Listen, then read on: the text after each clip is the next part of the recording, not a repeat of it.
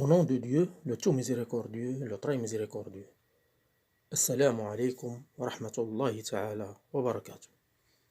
Commentaire de savant sur les miracles scientifiques du Coran.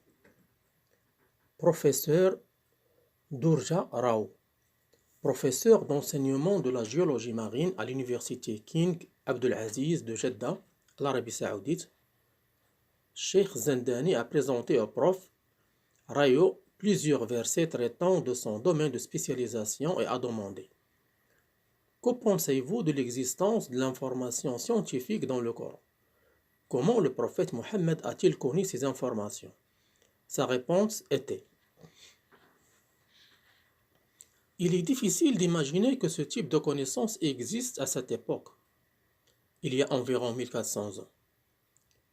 Peut-être certaines des choses dont ils ont une idée simple, mais décrire ces choses avec beaucoup de détails est très difficile.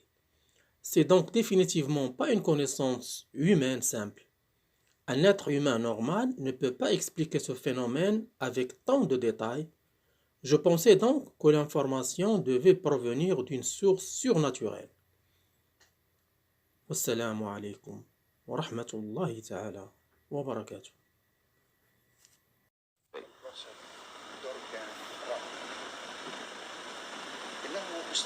Voici le professeur Durja Rao, professeur de géologie marine, et actuellement professeur à l'université du roi Abdelaziz à Jeddah. Nous l'avons rencontré et nous lui avons exposé un certain nombre de versets relatifs aux miracles scientifiques dans le Coran et la Sunna, actes et paroles du prophète. Il a été impressionné par la lecture et la signification de certains versets coraniques dans des ouvrages spécialisés, et cela l'a conforté dans son impression. Parmi les interprétations dont il a pris connaissance, le verset qui dit: ou telles d'épaisses ténèbres dans une mer profonde, les vagues se chevauchant et s'entrechoquant, on recouvre l'immense étendue, enveloppée d'une brume épaisse, amas gigantesque de ténèbres amoncelées, et où l'homme, étendant la main, ne saurait la voir. Celui que Dieu n'a pas pourvu de lumière ne saurait en avoir.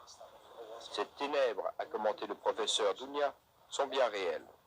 Les scientifiques en sont maintenant convaincus. Ils ont utilisé des sous-marins, effectué des plongées dans des profondeurs de la mer, car sans équipement, l'homme ne peut aller au-delà d'une profondeur de 20 à 30 mètres au maximum.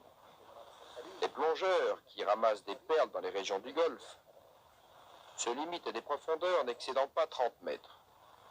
Si l'homme plonge à de grandes profondeurs dans la zone des ténèbres à partir de 200 mètres, il ne peut en aucun cas rester vivant. Ce verset parle d'un phénomène qu'on rencontre dans les mers profondes. C'est pour cela que le verset précité parle de ténèbres dans une mer profonde. Cela signifie qu'il ne s'agit pas de n'importe quelle mer. Ces ténèbres sont qualifiées d'amas amoncelés. Ces ténèbres, telles qu'elles sont décrites dans le Coran, dans les mers profondes, naissent grâce à la combinaison de deux facteurs, eux-mêmes résultant de la disparition des couleurs dans les couches successives de la mer. Le rayon lumineux est composé de 7 couleurs. Au contact de l'eau, on voit comment ce rayon se décompose en 7 couleurs. En regardant ce schéma, nous voyons le rayon lumineux descendre dans les profondeurs de l'eau.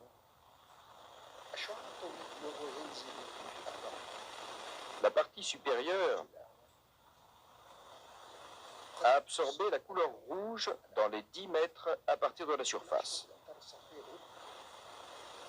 Si un plongeur se blesse à 30 mètres de profondeur et qu'il veuille voir le sang qu'il est en train de perdre, il ne verra pas la couleur rouge, car les rayons rouges n'existent pas à cette profondeur. Ensuite, c'est la couleur orange qui est absorbée. Et tel qu'on le voit sur cette image, à 50 mètres de profondeur, commence l'absorption de la couleur jaune. À 100 mètres, la couleur verte, et ainsi de suite. Au-dessous de 200 mètres, c'est la couleur bleue qui est absorbée. Ainsi, les ténèbres de la couleur verte apparaissent à 100 mètres de profondeur, celles du jaune à 50 mètres. Et avant elles, la couleur orange et la couleur rouge. Ainsi, il s'agit bien des ténèbres amoncelées.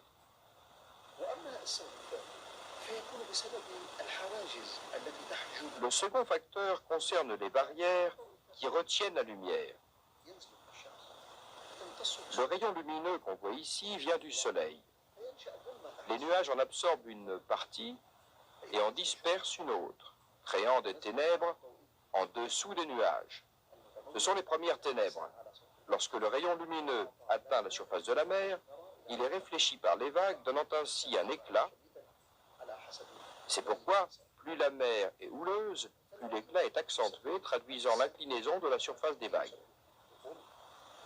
Les vagues sont donc à l'origine d'un reflet du rayon, c'est-à-dire qu'elles engendrent une obscurité, et le rayon lumineux descend ensuite vers le bas, et à ce niveau, la mer se divise en deux parties, la surface et les profondeurs. La mer de surface est celle où l'on rencontre lumière et chaleur. La mer des profondeurs est celle des ténèbres et du froid. Ces deux mers sont différentes de par leurs propriétés et leurs caractéristiques, mais sont séparées par des vagues intérieures qui n'ont été découvertes qu'en 1900. Sous les vagues profondes qui séparent les deux mers,